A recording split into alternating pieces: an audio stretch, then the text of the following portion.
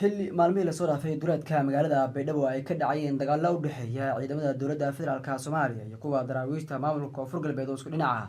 iyo sidoo kale ciidamadii daacad u ah hogaamiyihii maamulkaasi Cabdicasiis Laftagareen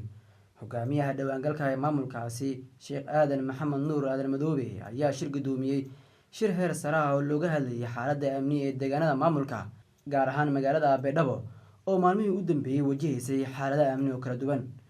shirka ayaa waxaa ka qayb galay wasiirka amniga Koonfur Galbeed saraakiisha ugu sareysa ciidamada booliska nabad sugidda iyo daraawiishta gudoomiyaha gobolka Baay gudoomiyaha degmada Baydhabo iyo mas'uuliyiin kale oo ka tirsan maamulka inta uu socday kulanka waxaa si qoto dheer looga hadlay xaaladda amni ee Baydhabo sidii loo xaqiijin lahaa wada shaqeynta hay'adaha ammaanka iyo maamulka rayidka sare u qaadista feejignaanta ciidamada dardargelinta howlgallada amniga iyo ka hortagga falalka wax u dhimaya nabadda iyo xasiloonida magaalada war-saxaafadeed ka soo baxay madaxtooyada maamulka Koonfur Galbeed Soomaaliya ayaa lagu sheegay in madaxdu ay isla meel dhigeen qorshayaal cusub oo lagu xoojinayo amniga xarumaha dowladda goobaha ganacsiga xaafadaha magaalada iyo wadooyinka muhiimka ah ee magaalada Baydhabo soo gala iyo kuwa ka baxa Sheekh Aadan Madoobe hogaamiyaha maamulkaasi ayaa hay'adaha ammaanka ku amray in ay laba jibaaraan dadaalada lagu sugayo amniga si gaar ah diiradda loo saaro ka hortagga weerarada al-shabaab falalka amni darrada ah iyo isku day kasta oo lagu carqaladeynayo xasiloonida deegaanada maamulkaasi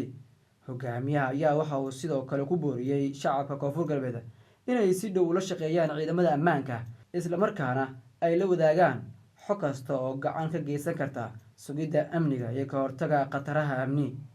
kulankan ayaa waxa uu ku soo aadaya xilli Baydhabo ay martigelisay kulamo iyo sidoo kale dhaqdhaqaaqyo siyaasadeed oo kala duwan iyadoo maamulka Koonfur Galbeed uu sheegay in mudnaanta koowaad la siinayo ilaalinta nabadda xasiloonida iyo badqabka shacabka ku nool guud ahaan deegaanada maamulkaasi Koonfur Galbeed duleedka magaalada Baydhabo waxaa maalmihii lasoo dhaafay ka dhacay dagaalo culus oo u dhexeeyay ciidamada daacad u ah hogaamiyihii hore maamulka Koonfur Galbeed Cabdicasiis Laftagareen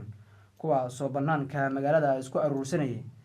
iyadoona ciidanka dowladda federaalka Soomaaliya sidoo kale kuwa daraawiishta maamulka Koonfur Galbeedna ay halkaasi dagaalo culus ay kula galeen iyadoona weli war rasmi ah laga soo saarin dagaaladii u dhexeeyay ciidamada daacad u ah Laftagareen iyo sidoo kale kuwa dowladda federaalka Soomaaliya ku dhaxmaray banaanka magaalada Baydhabo ee xarunta ku meel gaarka ah dowlad goboleedka Koonfur Galbeed Soomaaliya